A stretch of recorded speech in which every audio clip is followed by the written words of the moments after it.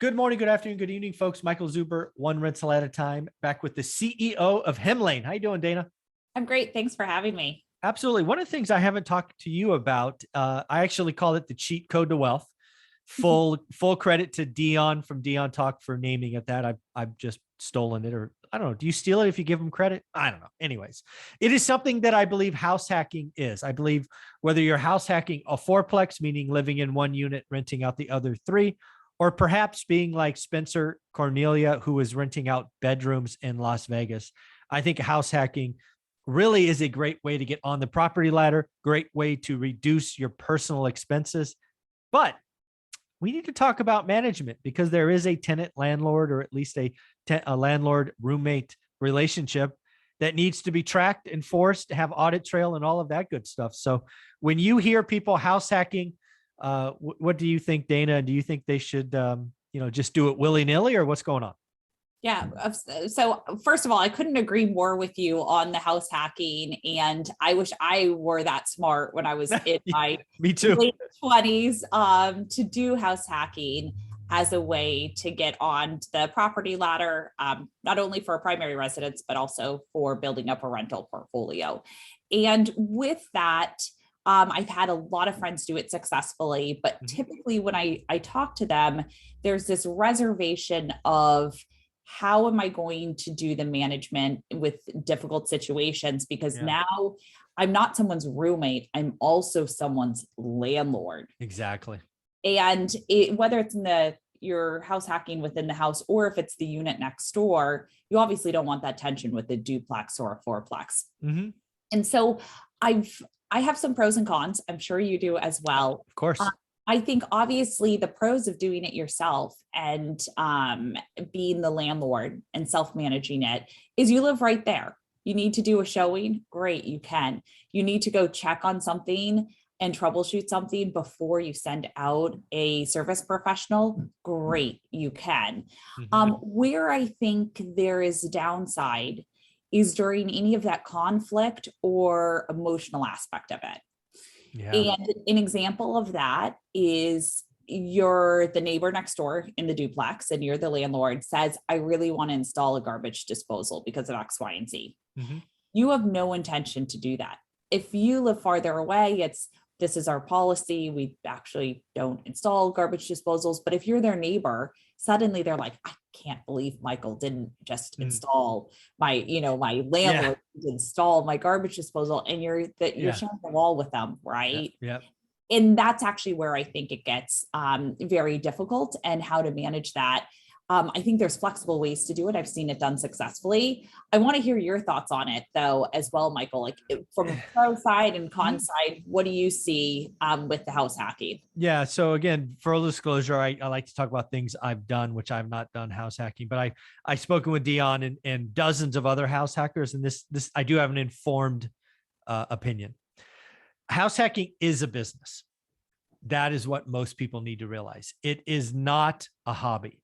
You are dealing with money, you are dealing with living arrangements, and you are dealing with people. People will disappoint you. Don't romanticize a business. You will need to collect rent. You will need to enforce rules. You will need to fix stuff. You will need to, again, the biggest thing I can say about house hacking, all the amazing stuff, cheat code to wealth, all of that stuff, it is a business. And it's a business that involves people and housing. So that is my reason for, if you are going to self-manage, you still need an audit platform, right? Whether that's Hemlane or something else, because you need to have a place that you can lean on and non-emotional. And, evictions, when you're a remote landlord and you have a property manager, they still suck. I couldn't imagine eviction out of somebody out of your third bedroom or the room next to the house next door without that. Cause it does become a he said, she said. You got to protect the downside. And I think a lot of people romanticize house hacking and think about all the sunshine and unicorns, where I want to protect the downside. So I would tell you it's great. It's wonderful. It is the way that most people can get on the property ladder fast, down payment, best financing, but don't set yourself up spend a couple extra dollars, make sure you have the systems and processes, make sure they follow them. Also, don't take cash, right? It's gotta be a business. That's the biggest thing I think people get wrong, is that they don't treat it like a business. Yeah. And there's a great way to set that up. You can, if assuming you're going to purchase more rental properties, right? You can get a Google Voice number or some sort of number where you say, this is the number for the rental properties. You can really make sure that you're delineating between personal and professional. You can get a free Gmail email address, like whatever it is, to first get yourself just set up, and that will help you with scale. Because you can just repeat that process, use the same Gmail, phone number, et cetera, for that. But I couldn't agree more with you on that. Yeah. And that's something that I don't know what Spencer Cornelia, big YouTube guy, he's doing in Vegas, right? He actually lives in his units, right? He has 4 or 5 bedrooms. I think he has one 6-bedroom, and he's moved. So he's moved in, lived a year and a half, got another one. So he's expanding his portfolio that way. So yeah, if you're going to get into house hacking, or maybe do what the lumberjack landlord talks about, the 4-3-2-1 strategy, I think that's a great idea, right? Set the process up front with the first one, because most house hackers want to do it again and again and again. So don't re-engineer, just build it from day one. I think that's pretty good advice. Yeah, great. There you go. Well, Dana, if somebody wanted to play with a 30-day trial and maybe just put in and pretend to be house hacking, where do you want them to go? Yeah, you can house hack on Hem Lane. And we do have a 24/7 repair coordination team. So if you do want us to say there's no garbage disposal being put in at that time, you could be the bad guy. we can do that for you. So you can go to www.hemlane.com. Make sure to mention one rental at a time for 20% off your first year. That's awesome.